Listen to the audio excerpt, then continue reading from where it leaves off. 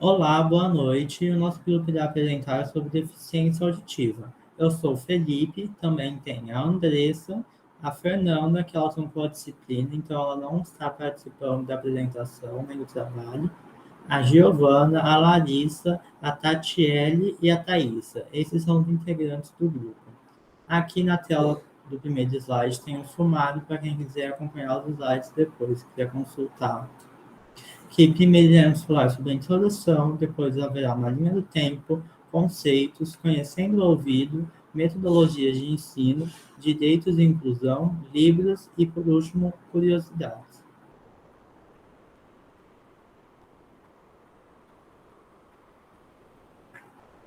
Como introdução, tem que nem sempre o cotidiano dos surdos e deficientes auditivos foi como conhecemos atualmente, e em cada época e lugar do mundo eram tratados de maneira diferente.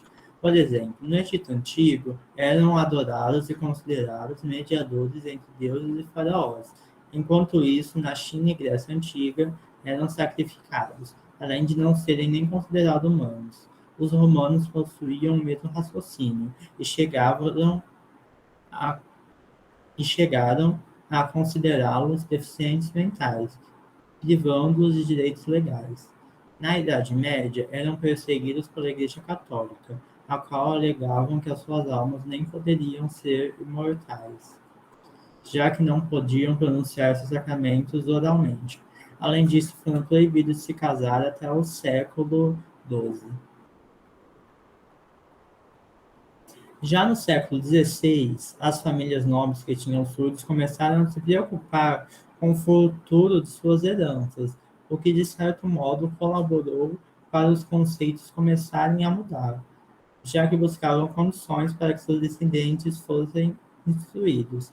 Por conta disso, o monge espanhol Ponce de León é considerado o primeiro professor de surdos do mundo. Ele ensinava leitura, escrita e filosofia, mas o seu foco era na oralização. Agora, a linha do tempo. Apesar de toda a evolução do século XVI, a língua de sinais só ganhou força apenas no século XVIII.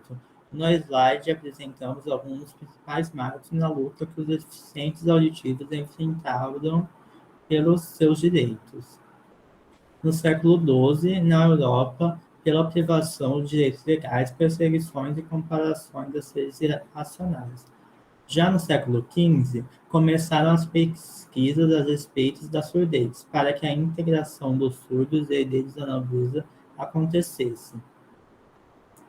Século XVI, na Europa, além do monge espanhol Ponce de León, o padre Juan Pablo Bonetti também foi uma figura importante para a comunidade surda, pois publicou o primeiro livro sobre a educação de surdos, no ano de 1620. Nele continha informações sobre alfabeto manual, língua de sinais e manipulação dos órgãos fonoarticulatórios. O livro tornou-se uma referência mundial, pois além do foco na oralização, apoiando-se na comunicação e espaço visual dos surdos. Agora, em 1760, em Paris, o abade francês Charles Michel foi o primeiro educador a reconhecer que a comunidade surda não precisava aprender um idioma oral para desenvolver uma linguagem. Além disso, foi ele que criou o primeiro Instituto de Educação de Surdos, em 1760, atual Instituto Nacional de Jovens Surdos de Paris. Foi graças ao abade que a oralização deixou de ser o foco principal. Agora, 1857 a 1864, em Washington, Estados Unidos, em 1857, Thomas Gallaudet funda e coordena a primeira escola para surdos. Anos depois, em 1864, o Congresso do país autorizou a escola a conferir títulos universitários. Para dirigi-la foi escolhida Edward Gallaudet, filho mais novo de Thomas. Em 1864, o Congresso mudou o nome da instituição para Gallaudet College, para honrar a memória de Thomas, fundador da educação para surdos do país.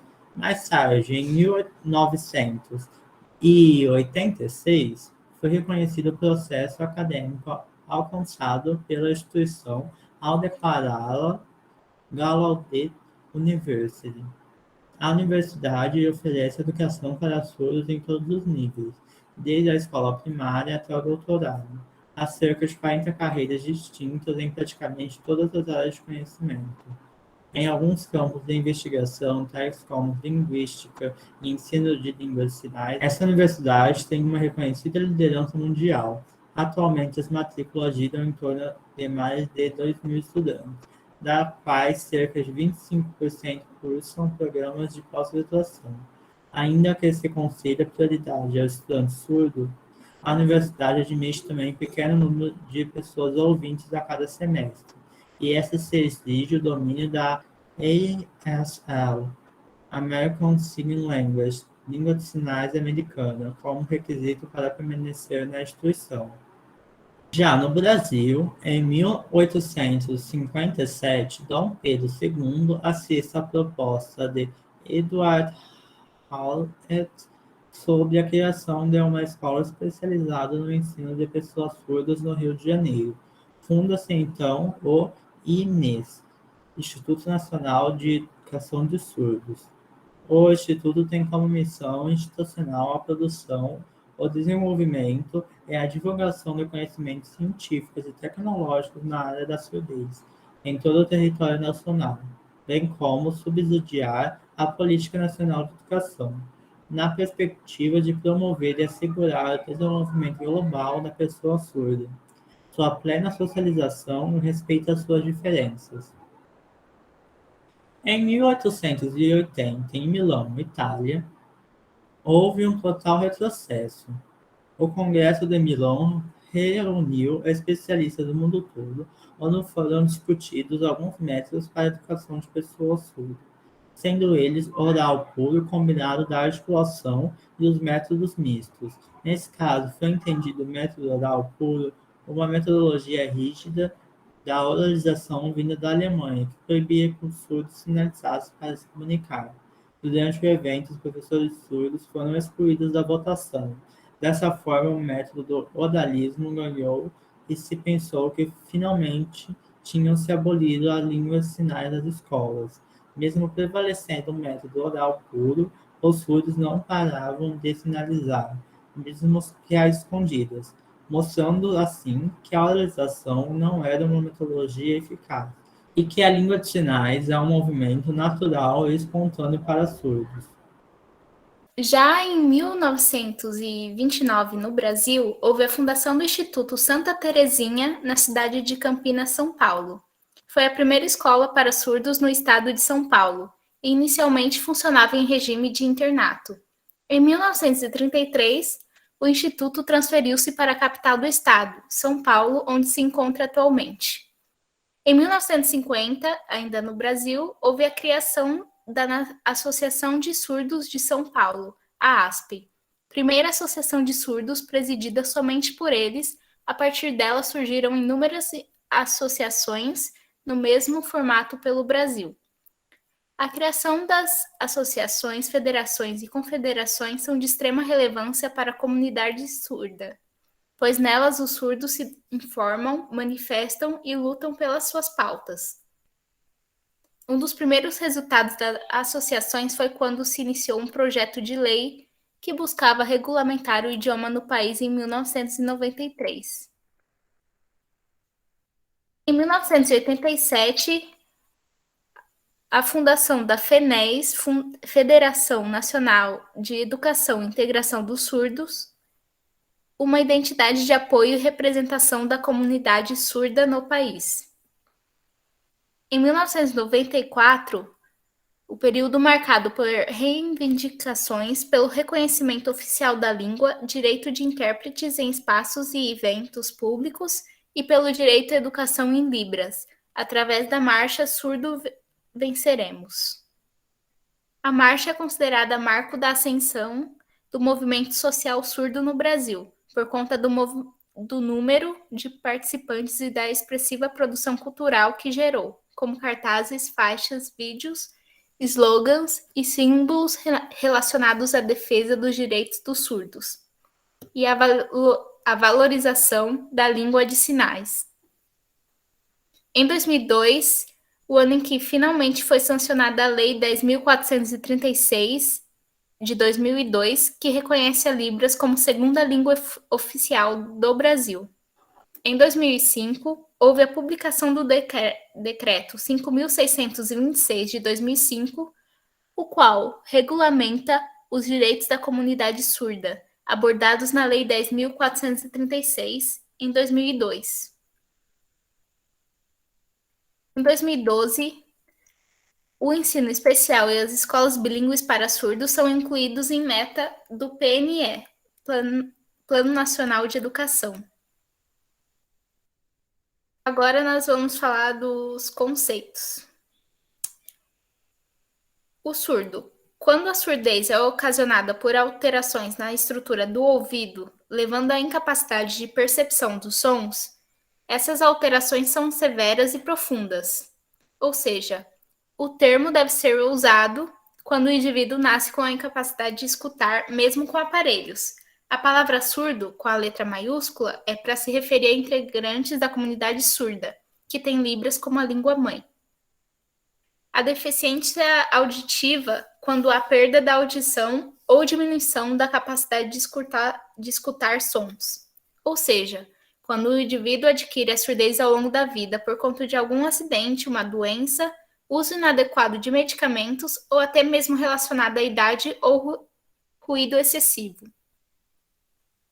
O ouvinte. Na cultura surda, faz parte do senso comum chamar-se ouvinte, aquele que ouve, em contraste com o surdo que não ouve, total ou parcialmente. Nessa cultura, o termo ouvinte pode também referir-se à cultura das pessoas que ouvem, normalmente diferenciando-a da cultura dos surdos. Surdo, mudo, é o termo mais antigo e mais inadequado atribuído aos surdos. O fato de uma pessoa ser surda não significa que ela seja muda. A mudez é uma outra deficiência sem conexão com a surdez. O fato é que existe a total possibilidade de um surdo falar, através de terapia da fala. Quando isso acontece, o termo correto a se utilizar é surdos oralizados. Também é possível um surdo nunca ter falado, não por ser mudo, mas apenas por falta de exercício.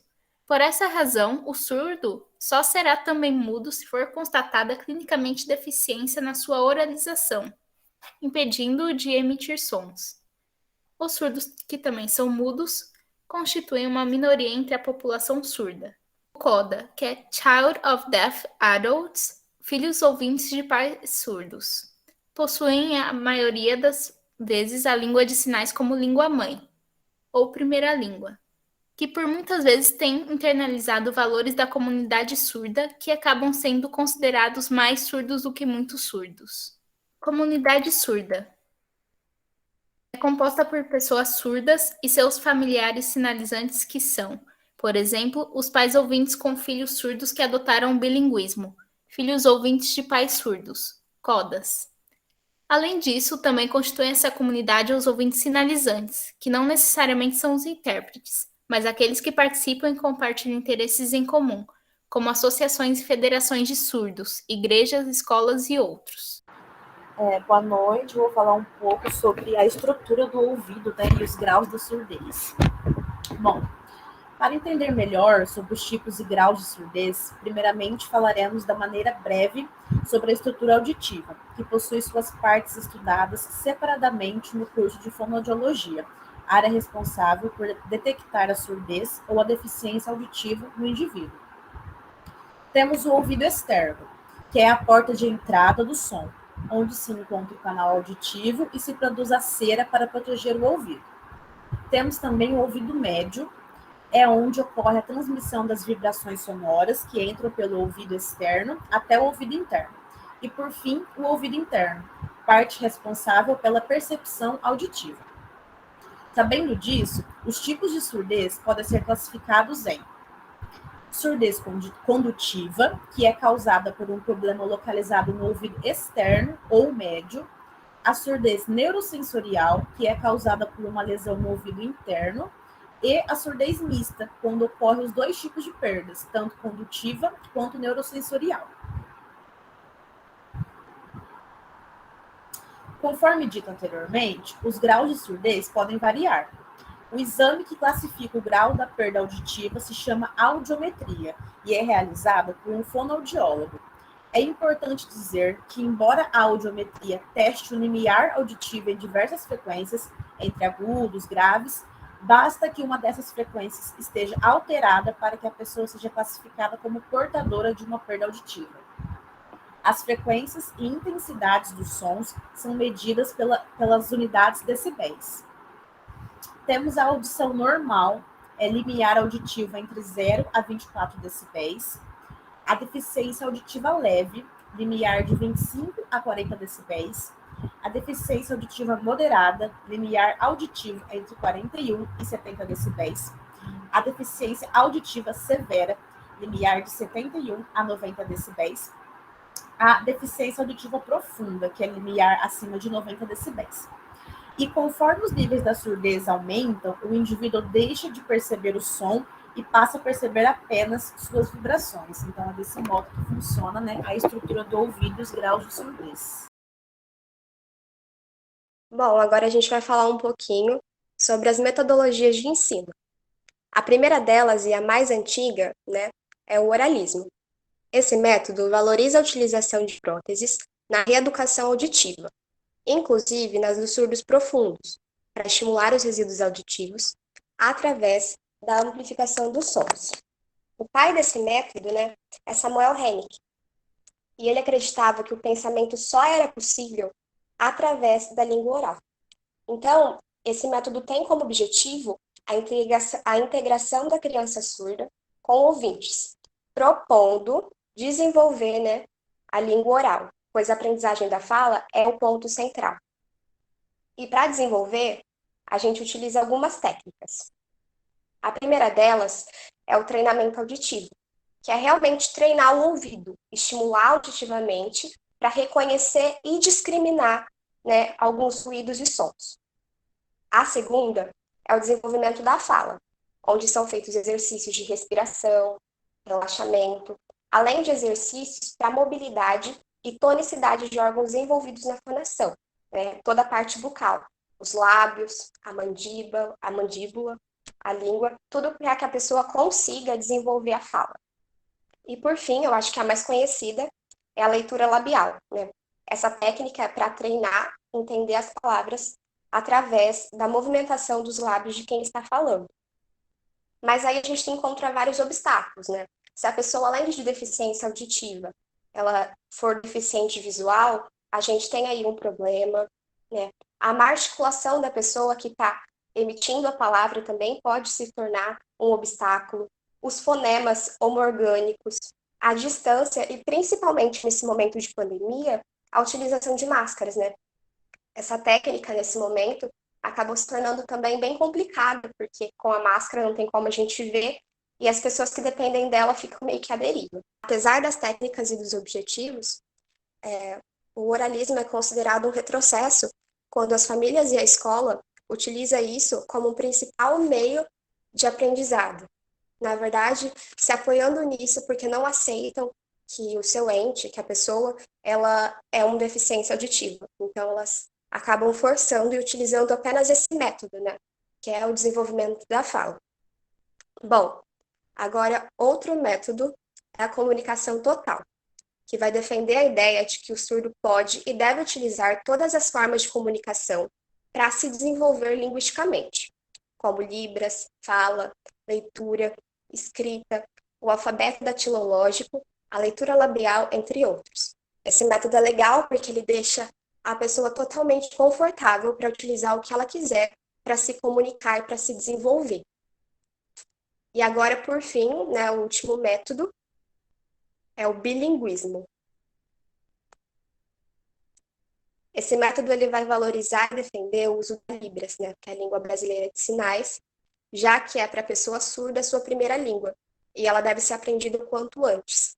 Cada país tem a sua língua de sinais, e a pessoa surda, nesse método, ela aprende a língua de sinais do país como se fosse sua primeira língua, e a língua do país como segunda, que é um método mais utilizado agora e mais defendido. Mas sobre a Libras a gente vai falar mais para frente. em outro momento.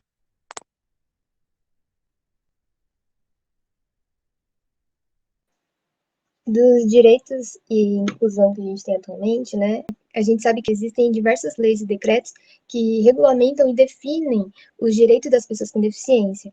Para apresentar aqui para vocês, a gente selecionou algumas dessas leis que dispõem especificamente sobre os surdos. Tem a Lei 10.436, né, de 24 de abril de 2002, que ela reconhece a Libras como meio legal de expressão e comunicação. A gente lembra que a colega tinha dito que as associações de surdos, elas foram importantes para conseguir essa lei e ter a língua, né, reconhecida oficialmente. Ela não é a língua oficial do país, mas ela é reconhecida oficialmente como língua, como uma expressão de comunicação, um meio de comunicação. Foi muito importante para os surdos para o desencadeamento de outras conquistas, né, que a gente vai falar logo a mais. Também tem a Lei 11.796, de 2008, que institui o dia 26 de setembro de cada ano, né, dia 26 de setembro, Dia Nacional dos Surdos. A escolha da data se deu por conta de uma mobilização feita em todo o país, no dia 26 de setembro de 2011, com o objetivo de fincar as lutas e emendas específicas sobre a educação dos surdos no PNE, no Plano Nacional de Ensino, em implementação no Congresso Nacional. E dia 26 de setembro foi o dia que foi inaugurada o INES, né, que o outro colega já também mencionou, que é a primeira escola de surdos no Brasil. Então, dia 26 de setembro de 1800 e, agora se me fala a memória, 51, foi inaugurado o INES aqui no Brasil. Agora a gente também tem a Lei 12.319, de 2010, que regulamenta a profissão do tradutor e intérprete de Libras. Foi importantíssimo essa regulamentação, porque antes o tradutor e intérprete, por exemplo, no meio educacional, na carteira profissional dele estava como professor, e um tradutor, ele não é um professor, são formações diferentes, então teve melhorias na sua profissão, mais reconhecimento da profissão, e a interpretação da Libras portuguesa ou vice-versa faz parte da democratização da informação e do conhecimento dos direitos da comunidade surda. Também tem outra lei super importante, né, que é a 13.146, de 2015, né, que é a LBI, a Lei Brasileira da Pessoa com Deficiência, o Estatuto da Pessoa com Deficiência, para os surdos. Ela ampliou o acesso a informações em línguas de sinais, garantindo o direito a um intérprete de Libras português, né, e vice-versa, em espaços públicos e privados. Então, ampliou os direitos dos surdos, né, como pessoa com deficiência. Aí a gente também tem a Lei 3.298, de 1999, que ela regulamenta a Lei de 89, né, que é a 7.853, que dispõe sobre a política nacional para a integração da pessoa portadora de deficiência. Na época se dizia portadora, né? A gente entende hoje que é a pessoa com deficiência, que consolida as normas de proteção e dá outras providências. Tem também a Lei 8.160, de 91, também uma lei antiga, né, que dispõe a caracterização de símbolos que permita a identificação das pessoas com deficiência auditiva. Então, tem aquele símbolo da surdez, que mais para frente outra colega vai estar comentando sobre os símbolos. E tem a lei que foi muito importante para a comunidade surda, na verdade é o decreto 5.626, de 2005, que ele regulamenta a lei de 2002, né, que dispõe a Libras, e o artigo 18 da lei 10.098, de 2000, que a Libras foi inserida como disciplina curricular obrigatória nos cursos de formação de professores e nos cursos de fonoaudiologia. Também ela é como disciplina optativa. E ter a implementação do curso de Libras na universidade fez com que fosse construído um curso de Libras na Universidade de Letras Libras. Então, a gente tem Letras Libras do bacharelado e a licenciatura. E se não fosse por isso, a gente não estaria tendo uma valorização da língua, um melhor acesso para os surdos também, né?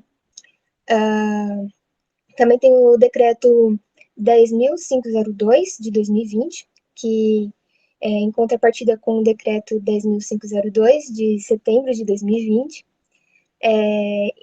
que instaura a nova política de educação especial. Esse decreto, que saiu 30 de setembro, né, 10.502, ele é um motivo de muita revolta, porque ele fere os preceitos básicos da pessoa com deficiência, sob a justificativa de criar maiores alternativas para famílias de pessoas com deficiência. Esse documento ele prevê a possibilidade da educação da pessoa com deficiência acontecer em um ambiente especializado, separado, e de acordo com de acordo com os critérios avaliados por uma equipe multidisciplinar. Ou seja, ele apoia a volta às escolas especiais, sem incentivo à segregação, ao invés de incluir a diversidade. Isso eu lembro de eu ter comentado um pouquinho, em uma das primeiras aulas com a turma, que essa escola especial é um grande problema, né, de estar segregado e tudo mais, mas para os surdos, a escola bilíngue ela é muito importante, só que a escola bilíngue ela não é uma escola especial, né, que aí é um tema mais profundo que a gente pode, talvez, discutir em outro momento, porque o trabalho aqui é mais curto tempo, né. Agora, indo para a escola inclusiva versus escola especial. A legislação faz a escola ser inclusiva, porém não orienta o sistema a trabalhar com a diversidade surda. Há professores que creem que, com a presença do intérprete de Libras, o estudante surdo já está incluído, porém o papel do intérprete é apenas de intermediador. Muitos dos intérpretes, por não terem informação adequada, não fazem uso da Libras propriamente dita, e sim o do português sinalizado. E mesmo que o aluno ainda não seja alfabetizado no português. Alguns desses alunos tampouco sabem Libras, e aí o que acontece é que acaba isolando o aluno ainda mais. As atuais escolas inclusivas, elas são monolíngues e favorecem apenas os processos culturais dos ouvintes. E com essa política das escolas, acaba desrespeitando a Lei 10.436 de 2002, que é a Lei de Libras, e o Decreto 5.626 de 2005, que asseguram ao surdo o direito de ter uma educação bilíngue. Mais uma coisa é que, uma citação de Bergonce, né, ela fala assim, que para os sujeitos surdos é mais do que pensar simplesmente a língua de sinais para os sujeitos surdos é mais do que pensar simplesmente a acessibilidade. É pensar um mecanismo no qual seus usuários poderão exercer seus direitos de cidadãos enquanto sujeitos ativos da sociedade e também desenvolver suas subjetividades, relacionar-se com o mundo e vivenciar experiências.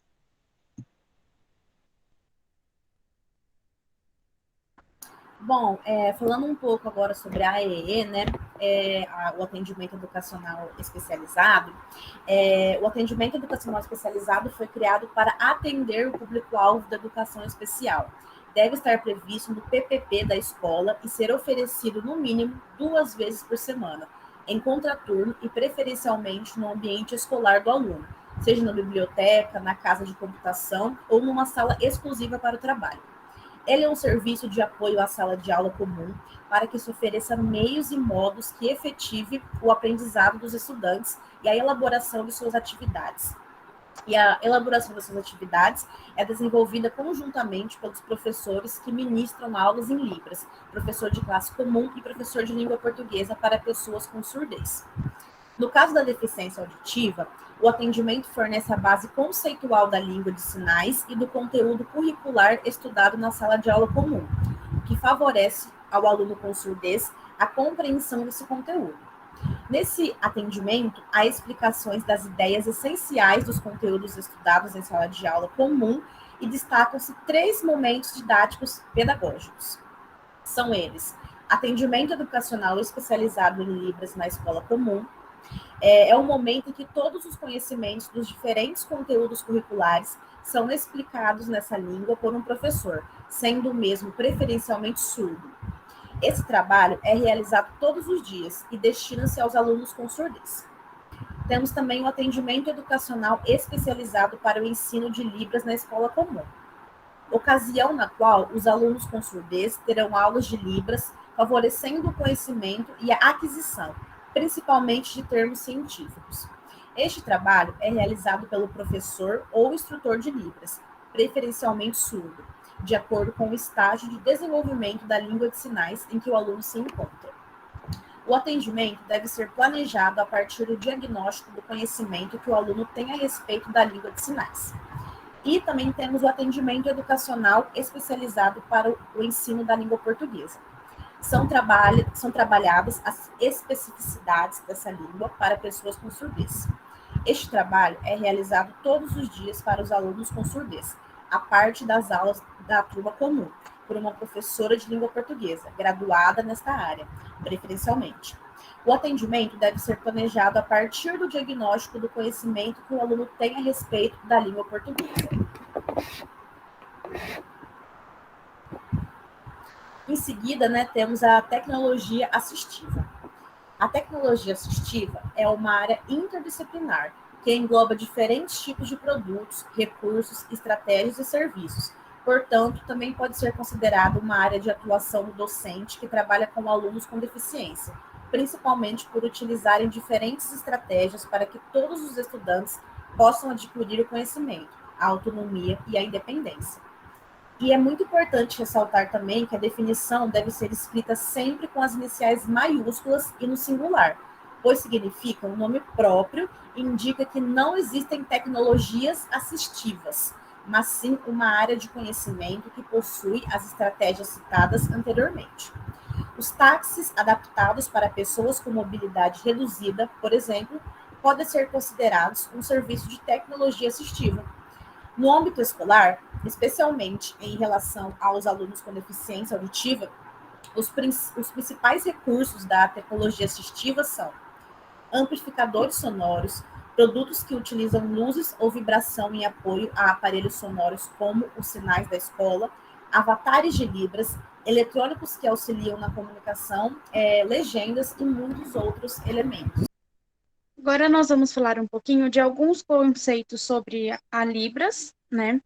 Não vamos aprofundar muito, porque tem o grupo separado que vai falar mais especificamente, então, para a gente não tirar o espaço deles, selecionamos os principais conhecimentos, né, sobre a língua. Para começar, sobre língua versus linguagem. Muita gente tem essa dúvida, a gente escuta em televisão, vê em reportagens, falar linguagem de sinal, e isso é totalmente errado. Porque o que acontece? A língua, ela é um conjunto organizado de sons e gestos que um grupo usa para se comunicar. Um sistema que possui uma estrutura e regras próprias, a língua inglesa, a língua portuguesa, a língua espanhola, enfim. Já a linguagem é a capacidade que os seres humanos têm para produzir, desenvolver e compreender a língua e outras manifestações. Então, podem ser consideradas linguagens a pintura, a música, a dança. Então, elas podem ser verbais, como um poema, alguma coisa do tipo, ou não verbal, né? Então, a não verbal, ela vai desde um sorriso, porque ela já expressa uma linguagem nossa, e até uma representação artística mesmo, né? Como a pintura, a dança. Então, independente do país, a língua de sinais possui o seu sistema de estrutura e de regras próprias. Portanto, o termo correto é línguas. Independente do lugar, do espaço de fala, é língua de sinais. No caso da Libras, ela é a língua brasileira de sinais. Também é uma outra dúvida que, quando a gente começa os cursos, assim, o pessoal que é a primeira vez que está entrando nessa cultura surda, pensa, nossa, mas a Libras não é universal? Não. Libras é língua brasileira de sinais. A língua, ela é um fenômeno cultural. E nas línguas de sinais isso não é diferente. Cada país, então, possui a sua. No Brasil, além da Libras, há até o momento catalogadas cerca de 5 línguas de sinais indígenas também. É bem cultural mesmo. Existe o regionalismo também, que eu vou falar sobre ele. E também tem o IS e Gestuno. Já que a língua de sinais não é universal, para facilitar em viagens informais e conferências internacionais, surdos de diversos países se reuniram e escolheram os sinais que são mais comuns entre os países. Porque pode acontecer também, não é impossível ter ali um sinal que eu uso aqui no Brasil, vou usar ele no Chile, na Argentina. Pode existir sim. Então, eles criaram essa linguagem internacional de sinais. Ou gestuno, como alguns ainda falam, mas linguagem internacional de sinais. Que, por sua vez, chega aí para confundir a nossa cabeça, o termo correto é linguagem, porque ela não possui uma gramática específica, né? O que é, então, a gramática, ela é uma das competências da língua, como essa linguagem internacional não tem essa gramática, então o termo correto é linguagem. Nela usam-se os sinais que foram escolhidos pelos surdos, né? Não tem que ser escolhido por eles mesmo, não adianta um ouvinte querer ir lá dar pitaco. Então, usa-se os sinais que foram escolhidos pela padronização, em conjunto de qualquer gramática de língua de sinais. Então, eu posso ser do Brasil, estou chegando lá nos Estados Unidos, vou usar essa linguagem com um surdo de lá, mas na gramática que eu aprendi na Libras, tá? Depois, nós temos também a datilologia, conhecido como alfabeto manual, é o termo mais popular, mas o termo mesmo, conceito dela é datilologia. Ele é um sistema de representação, quer simbólica ou icônica, das letras dos alfabetos das línguas orais escritas, por meio da configuração de mãos. O alfabeto manual, como é popularmente conhecido, ele é utilizado principalmente para expressar nomes de pessoas, indicar locais e nomes de locais também, e para representar palavras que ainda não possuem um sinal próprio. Ou seja, ele transmite um termo de uma língua para outra, realizando o que denomina-se empréstimo linguístico, e não uma tradução. No regionalismo, da mesma forma que o português brasileiro, a Libras também possui sotaques e gírias regionais, até mesmo dentro do próprio estado. Então, da mesma forma que em alguns lugares é macaxeira, em outro é mandioca, isso acontece também na Libras.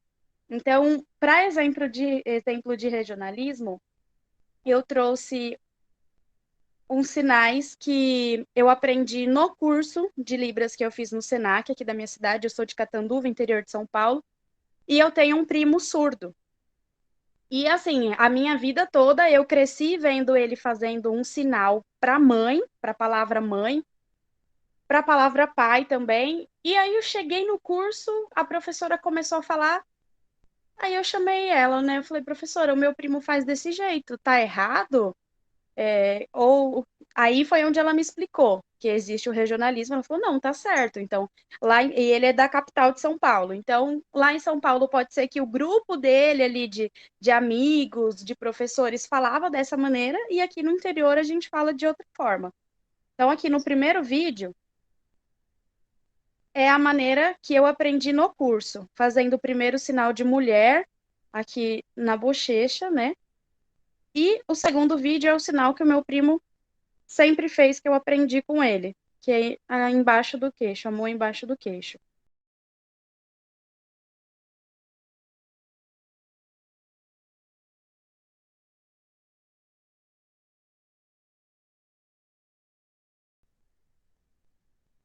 Na estrutura sintática, acontece o seguinte: as línguas de sinais possuem sua própria estrutura, base e aspectos sintáticos, né, como eu falei anteriormente.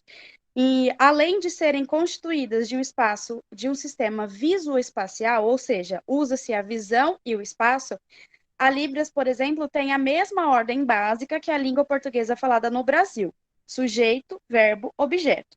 Porém, essa não é a ordem mais utilizada pelos surdos, principalmente na escrita. E há outros tipos de formação de frases, como as subjacentes e de derivação.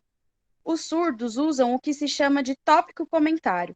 Essa estrutura pode ter mais de um tópico, assim como mais de um comentário. Por isso, podemos notar que, além da flexão dos verbos ser diferente, não é comum que eles façam uso de artigos, de preposições, de conjunções. E é importante lembrar que a negação vem sempre depois do verbo ou do tópico. Então, por exemplo, numa frase, eu futebol não gostar. O eu é o tópico de sujeito, o futebol é o segundo tópico, e o não gostar é o comentário. Também peguei alguns exemplos ali da conversa do meu primo com a minha mãe, que ela tinha mais conversas que eu, e ela é madrinha dele. Então, eu não sei se vai dar para ver certinho. Na primeira foto, ele manda assim: boa noite, oi madrinha, tudo bem com você? Graças a Deus. Boa noite, querido, tô bem também, estou no supermercado.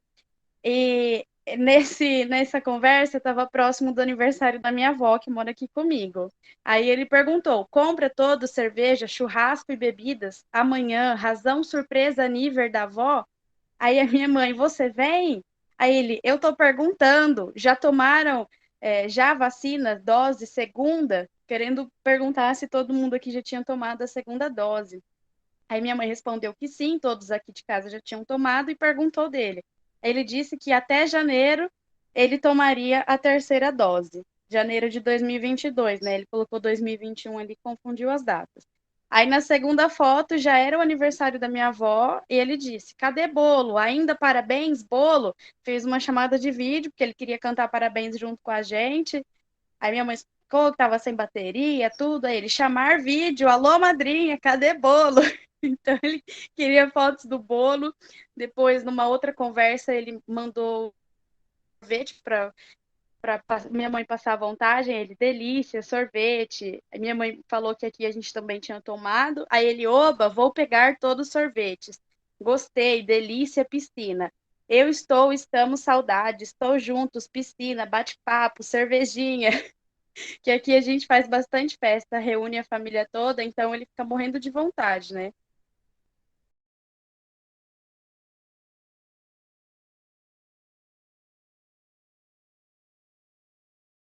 E aqui nas duas últimas fotos, já mais Natal e Ano Novo.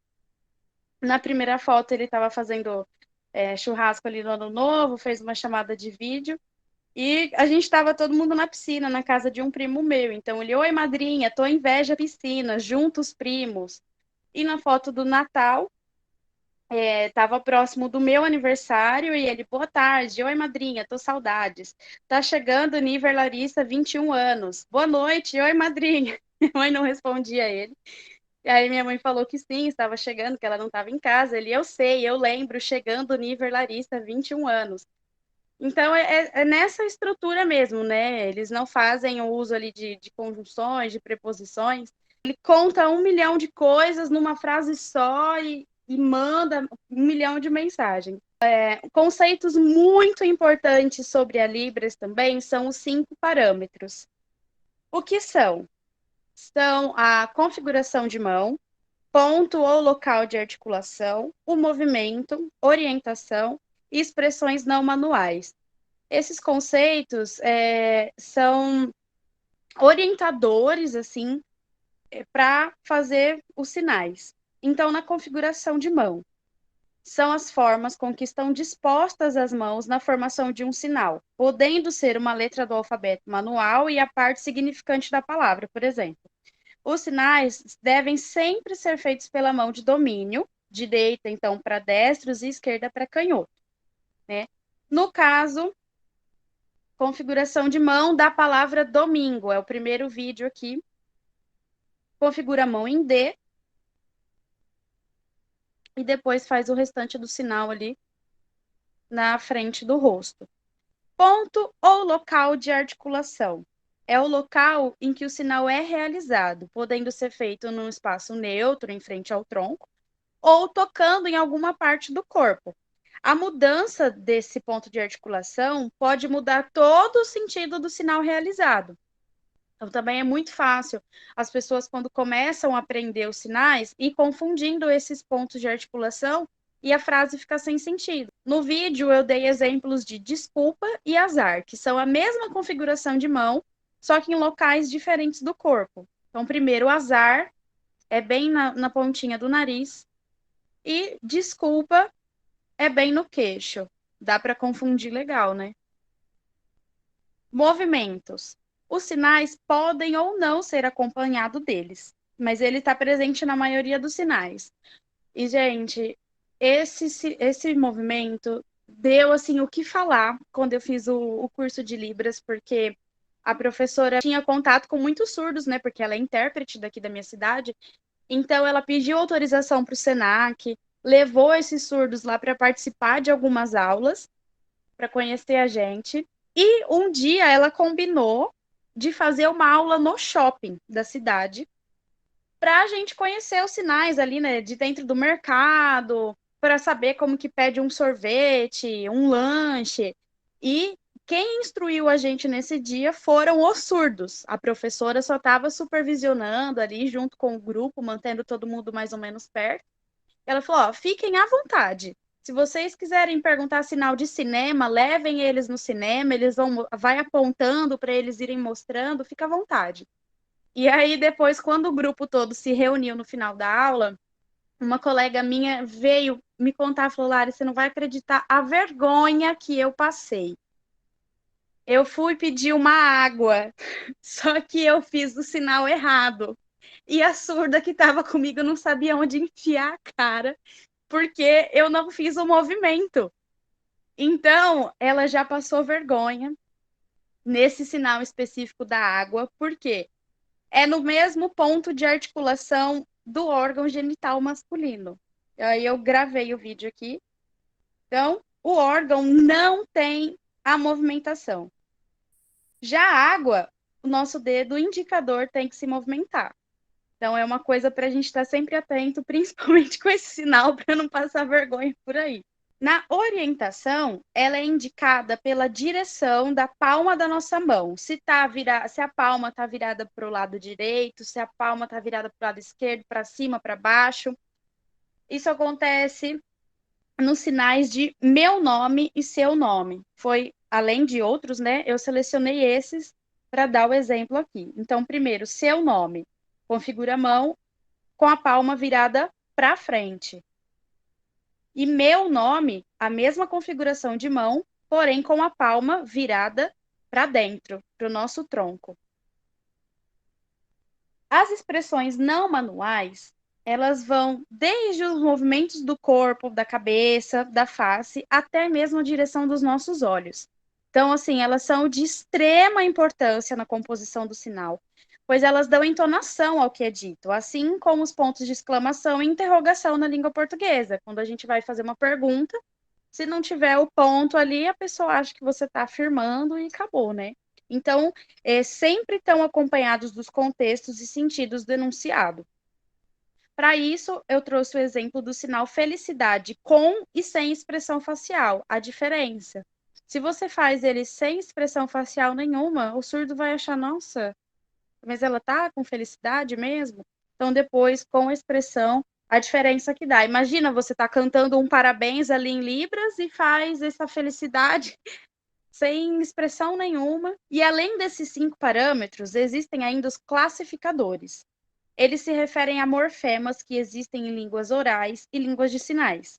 Na língua portuguesa, eles são letras que são afixadas às palavras para indicar gênero.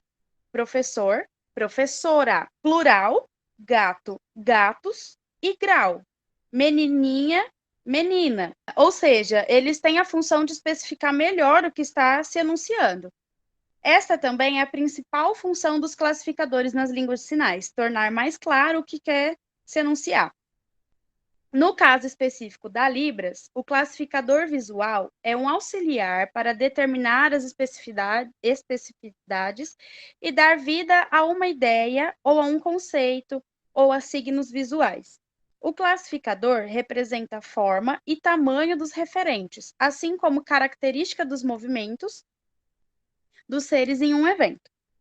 Portanto, ele tem a função de descrever o referente aos nomes, adjetivos, advérbios de modo, verbos, locativos, etc. A descrição, a reprodução da forma, do movimento e da relação espacial do que se quer enunciar. Então, eles são fundamentais para as línguas de sinais, pois torna esse significado mais claro e mais compreensível. Na Libras, os classificadores são formas representadas por configurações de mão, que podem vir juntos de verbos de movimento e de localização para classificar o sujeito ou o objeto que está ligado à ação desse verbo, podendo detalhar tamanho, textura, som, formas, tanto de objetos quanto de seres. Então, o termo classificadores para esses auxiliares, digamos assim, foi atribuído pela comunidade de linguistas para comparar com as funções da língua falada ou oral e suas estruturas gramaticais. Para os pesquisadores surdos, essa estrutura gramatical da Libras ainda está à procura de uma definição adequada para nomeá-la de acordo com as perspectivas visoespaciais. Então, como exemplo, eu trouxe as palavras menininha, bebê, casa, filhos e filha. Então, a primeira aqui, um classificador. Casa, formatinho ali de um telhado. Bebê, o bebê no colo. Menininha, o sinal de mulher e o sinal de baixo. É uma mulher pequenininha. Uma filha. Numeral 1, sinal de mulher, sinal de filho. 2 filhos. Número 2, sinal de homem e o sinal de filho. Então, não tem um sinal para identificar que é plural. Sempre a quantidade antes, para depois ter esse entendimento de que realmente está no plural. Por fim, mas não menos importante, falaremos sobre a prótese versus aparelho. Ambos são dispositivos eletrônicos e têm como principal função a amplificação de ondas sonoras. As próteses são implantadas por meio de cirurgias. Já os aparelhos podem ser facilmente colocados e retirados, e possuem diferentes tipos para cada nível de surdez, sendo eles retroauricular, intracanal, intraauricular e microcanal. Esses tipos de nível de surdez foi o que a Thaisa comentou lá no começo, quando ela explicou sobre a nossa estrutura do ouvido. Então, dependendo desse nível de surdez, tem que usar um aparelho específico. Mas, apesar da grande propaganda prometendo melhorias de vida ao utilizar os aparelhos, nem sempre é o que acontece. Grande parte dos surdos não gostam e não se adaptam a aparelhos e próteses, eles não aceitam. O meu primo mesmo, você não pode nem chegar perto dele falando de aparelho. Se é uma pessoa desconhecida, pergunta por que ele não usa aparelho, nossa, ele já se estressa. Eles não gostam, justamente porque eles têm a língua deles também. Isso acontece também porque o som que chega ao ouvido não é tão claro quanto parece. A gente tem uma impressão que, nossa, colocou o aparelho ali, está ouvindo tudo. Mas, principalmente quando o indivíduo estiver em um ambiente silencioso, ele vai ouvir um zumbido constante. E, além disso, no caso das pessoas que já nascem surdas, existe o fato de que elas nunca tiveram um parâmetro do que é som. Então, quando elas colocam um aparelho, é como se estivesse colocando um corpo estranho dentro de si, né? E o que, na maioria das vezes, também pode incomodar com muitos ruídos e uma forte dor de cabeça. Então, pode acontecer do surdo ficar maravilhado com tudo que ele está ouvindo, que ele escuta até o som do passarinho cantar, o som do ventilador? Pode, mas ao mesmo tempo ele pode se incomodar com isso. Passar um carro na rua, ele assusta, porque é uma coisa que não era do cotidiano dele, né? E também existe o fator financeiro, visto que tanto a prótese quanto o aparelho são produtos de alto custo, são assim, muito, muito caros, e a espera para conseguir pela saúde pública é muito grande. Recentemente, a minha mãe levou a minha avó na médica, pediu encaminhamento da fono, justamente porque, por conta da idade, ela está perdendo um pouco da audição dela, né? A gente notou isso, ela também reclama que às vezes ela não escuta direito, deixa a televisão naquela altura.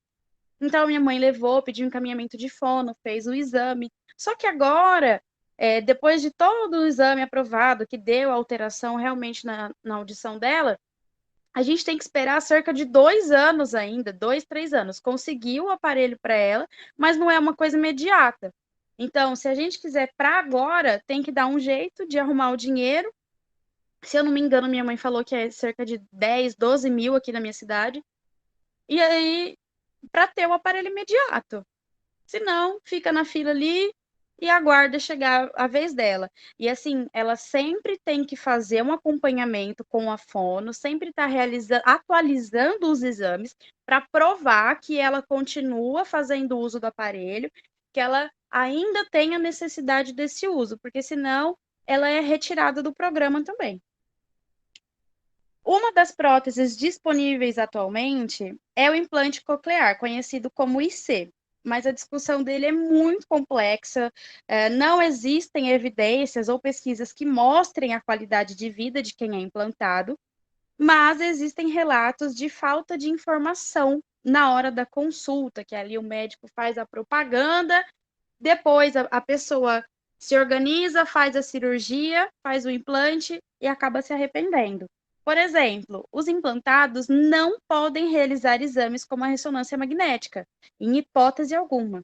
Eles não podem participar de esportes de contato físico onde o implante possa ser atingido. Então, requer assim, um cuidado extremo.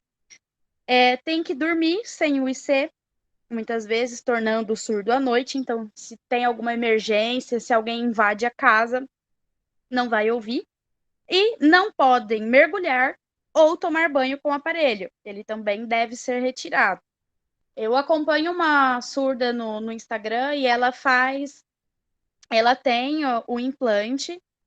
Em alguns stories ela grava como que é essa rotina dela de tirar, de cuidados. Acho, se eu não me engano, é ela que tem uma touca especial ali para prótese, para não molhar. Então, quando chega em casa, se você suou na rua, assim, tem que tirar, deixar secando, ter todo um cuidado. Então, é bem complexo mesmo. O implante tem seus dilemas, mas, então, assim, caso o surdo opte por fazer o uso desses aparelhos ou dessas próteses, caso seja da vontade dele, ele tenha essa condição financeira para isso, é muito importante que os médicos informem muito bem todo o procedimento, o pós, né? Quais são os cuidados, deve ser muito bem instruído, considerando principalmente a eficácia e a utilidade que ambos têm a oferecer. São eficazes realmente, mas tem que ser tudo assim, bem detalhadinho mesmo, para não ter problemas depois. Então, para finalizar agora, falaremos de algumas curiosidades aqui, selecionamos algumas. A que eu mais escutei durante o curso ali que eu fiz no Senac. Surdos podem ter CNH? Sim, gente. Tudo depende da categoria de CNH desejada e do resultado do condutor com próteses auditivas. O processo se assemelha com as etapas realizadas por nós ouvintes, com a única diferença de iniciá-las com a adição da avaliação auditiva nos exames médicos. Na hora que a gente vai fazer o exame de vista, o psicotécnico, tem essa adição de uma avaliação auditiva com um fono. Além disso, o documento e o carro devem estar devidamente identificados pelo símbolo de deficiência auditiva, seguindo todas as exigências do CONTRAN, que é o Conselho Nacional de Trânsito. A identificação do adesivo deve ser feita com a identificação do adesivo deve ser feita com o adesivo colado no vidro dianteiro e na parte traseira do automóvel também, porque ele é uma ferramenta importantíssima para essa acessibilidade e também para a segurança no trânsito, né? O meu primo, ele morre de vontade de dirigir, de ter a CNH dele, mas como ele mora em São Paulo, o meu tio e minha tia têm muito receio de acontecer alguma coisa, porque, né, lá é assim, você sai na rua, tá? Assim, pode acontecer qualquer coisa, então o trabalho dele é um pouco longe de casa, ele tem que pegar avenida, muitas avenidas ali. Ele trabalha em supermercado, então tem dia que ele sai tarde, dias muito movimentados. Aí o meu tio ficou um pouco de receio, então ele usa o metrô, sempre se virou muito bem de metrô lá. A esposa dele também é surda, e eu acho que ela também não tem carta. Tudo que ela faz, ela vai de metrô, meu tio e minha tia levam. E aqui na minha cidade, a minha professora, enquanto ela estava dando o curso para nós, ela também estava em processo ali de acompanhar uma das surdas, porque a maior vontade da vida dela era ter a CNH. Então, assim, existe sim essa possibilidade, e, como eu disse, tem que estar muito bem identificado, tanto na carta quanto no veículo. Então, na carta, existem letras códigos que podem constar no verso da carteira de habilitação, naquele campinho de observações. Então, são essas letras que indicam, por exemplo, uso de óculos, alguma restrição de dirigir à noite, uso de próteses auditivas ou outras condições, né? A tabela pode ser encontrada na Resolução CONTRAN 598 de 2016, e dessa tabela existem duas letras que são aplicáveis à surdez, que são B e X. Então, como eu disse, tudo depende da categoria desejada. Na categoria A e B, por exemplo, não existe restrição nenhuma quanto à surdez, desde que o exame otoneurológico seja normal, que é o exame para verificar se há problemas de tonturas lá na parte vestibular do ouvido. A anotação presente na CNH vai depender do resultado desse exame.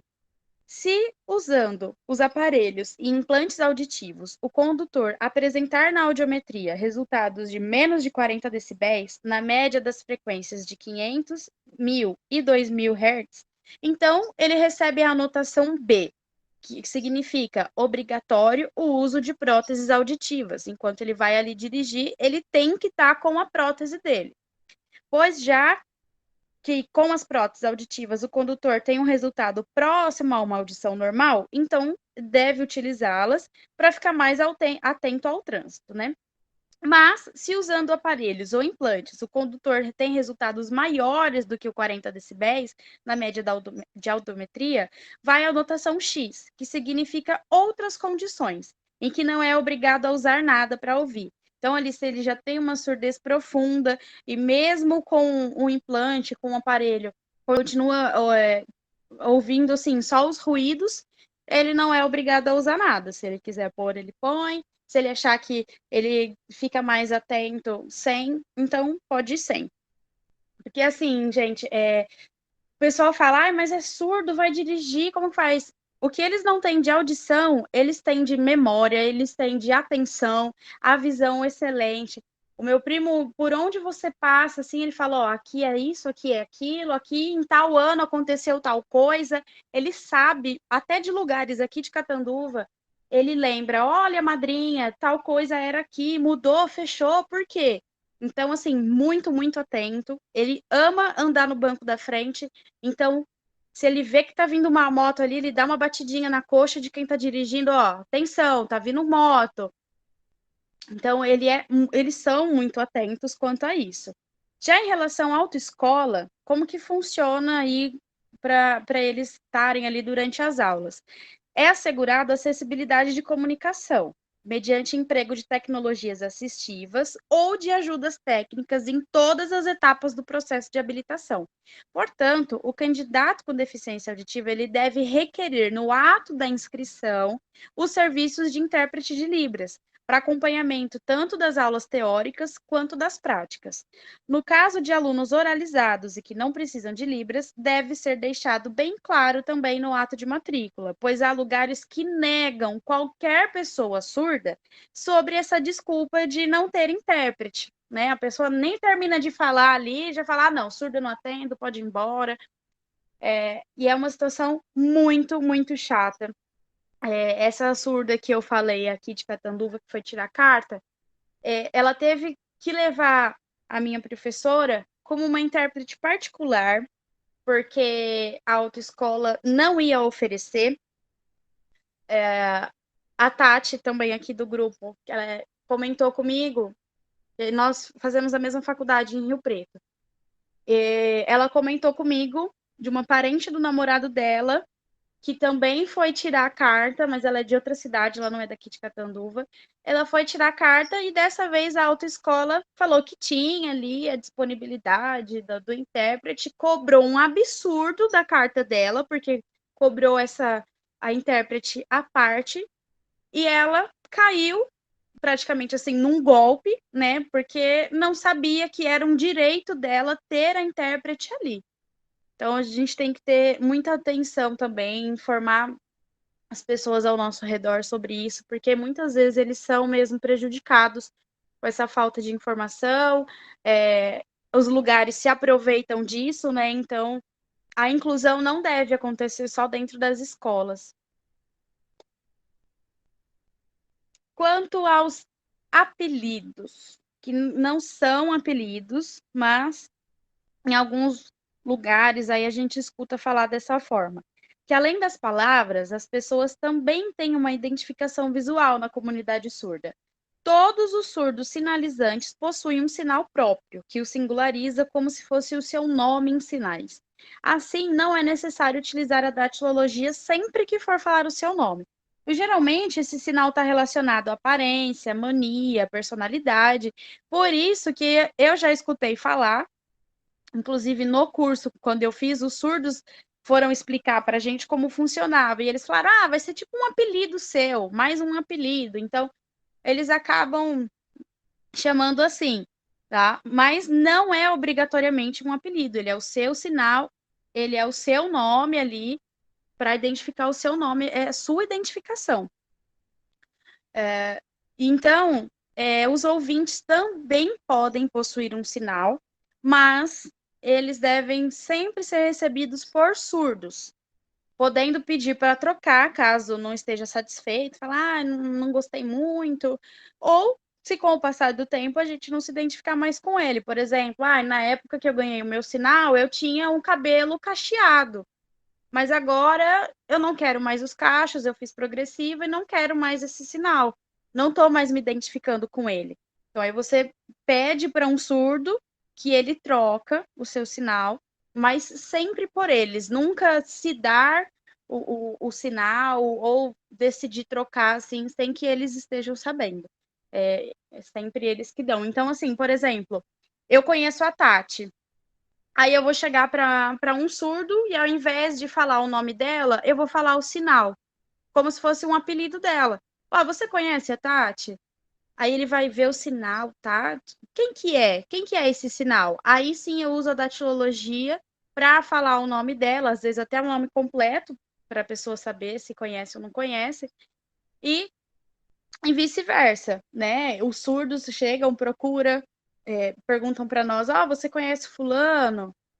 E você pode pedir também, caso no seu primeiro contato eles não... É automático, gente. Eu fiz uma oficina na faculdade também, na semana de pedagogia, e foram surdos lá, participar da oficina. A primeira coisa que eles perguntam não é nem o nome. Você já tem um sinal? Eu falo, não, já tenho. Aí a gente mostra qual é o nosso sinal, depois eles acabam perguntando o nosso nome. Então, se ele não te dá ali de primeira, aguarda um minutinho que ele vai estar ali observando, vendo qual é o seu jeitinho, o que mais chamou atenção, para ele dar esse sinal para você. Quanto à adaptação na língua de sinais, o que acontece? Ela pode e deve, ser ensinada desde que o indivíduo é um bebê. Então, a gente vê muito aí nas redes sociais vídeos lindos, super emocionantes de bebezinhos conversando com os pais surdos, né? É a coisa mais linda. Então, seja ouvinte ou não, a língua pode ser ensinada desde que é um bebê. Assim como a língua portuguesa, assim como muitos pais colocam também na língua inglesa para aprender desde pequenininho. É até mais fácil, para a gente adquirir uma segunda língua desde pequeno. Então, no caso dos surdos, após eles entrarem em contato com a Libras e com a comunidade surda, eles se apropriam da língua em um curto espaço de tempo, de até 6 meses, e de forma fluente, assumindo, então, o seu lugar de posicionamento. Igual nós ouvintes ali, com o tempo, já começa a aprender a língua portuguesa. Assim acontece com eles também. É super tranquila essa adaptação, natural para quem é da comunidade surda, né? E uma curiosidade muito bacana, eu acredito que bastante gente conheça, cães acessíveis em Libras, como assim?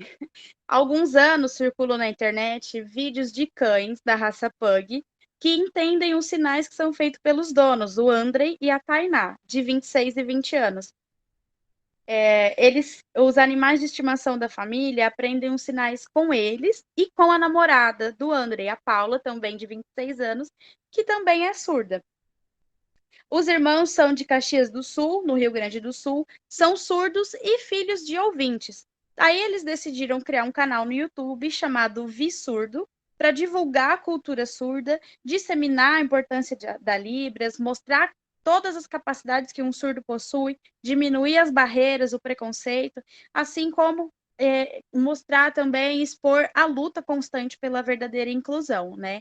Agora, essa semana, eles estão fazendo a divulgação de um evento incrível que vai ter lá no Rio Grande do Sul, de Olimpíadas, Então, eles estão participando dessa divulgação. A mãe deles é intérprete, também faz um trabalho muito bacana no Instagram. Vale a pena conferir para quem gosta da área. Eles falam sobre coisas assim muito importantes. E os assuntos são abordados de uma maneira leve, descontraída. Os vídeos deles são super engraçados. Então, acaba levando os seguidores a refletir e entender um pouquinho mais sobre essa cultura surda, né? Eles ensinam alguns sinais, mostram como que funciona a campainha da casa, que é pela luz, né? Que é a tecnologia assistiva. Mostram como que eles fizeram ali para as cachorrinhas acabarem entendendo os sinais que eles fazem. Então, é um canal muito, muito legal de se acompanhar.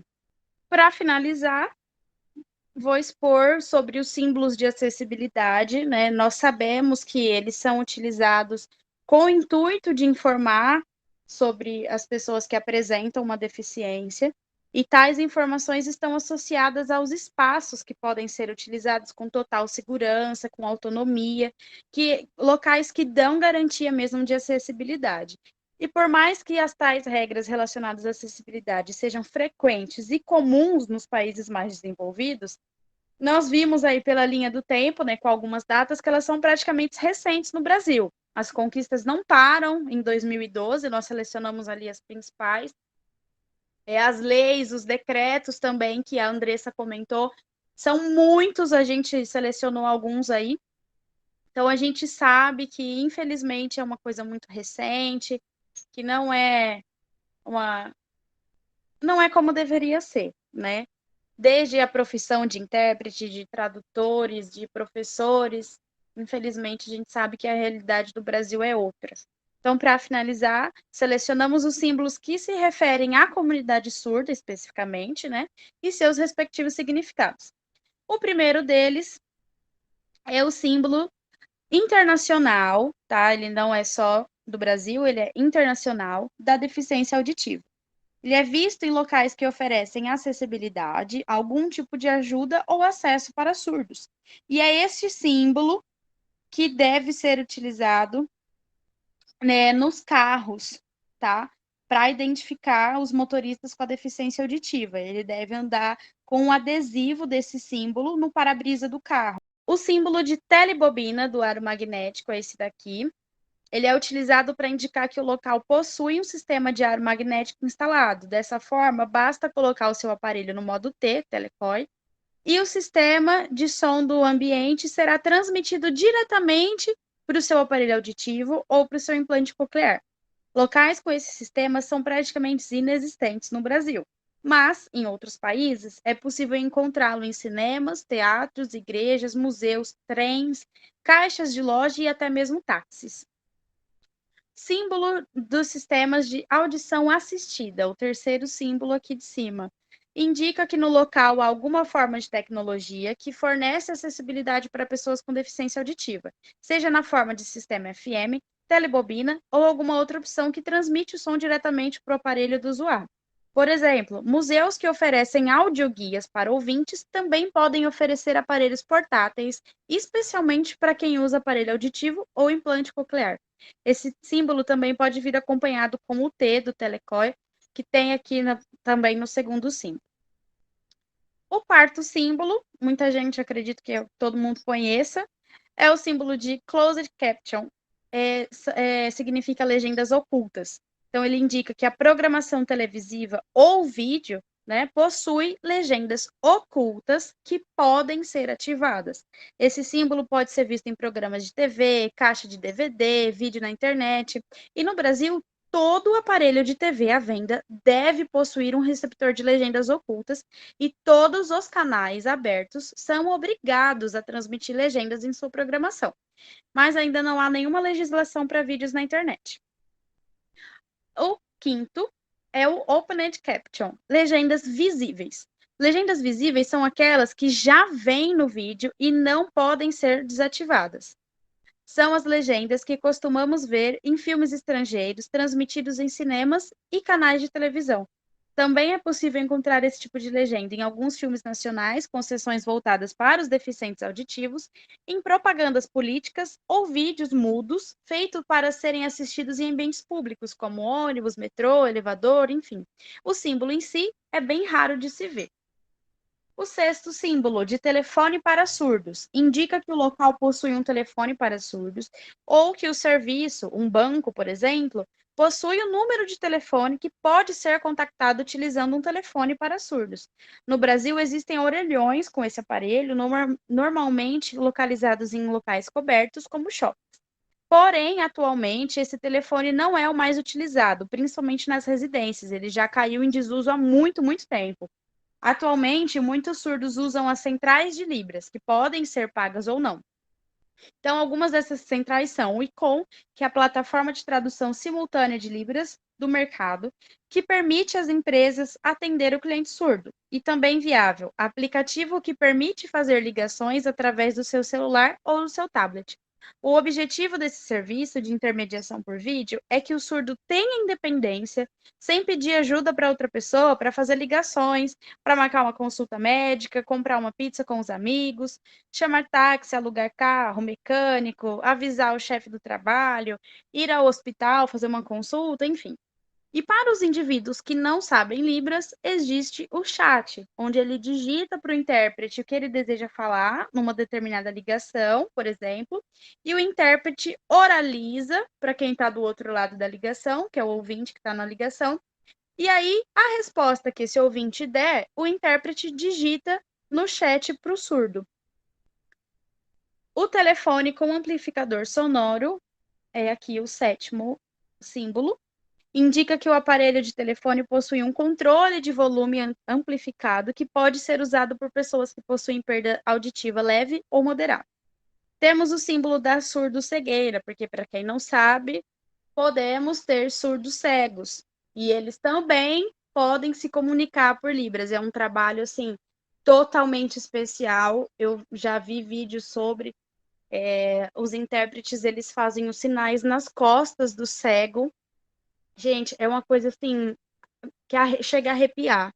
O trabalho que é feito, a dedicação, sabe? A importância que é dada para isso pelos profissionais ali da área. É bem bacana.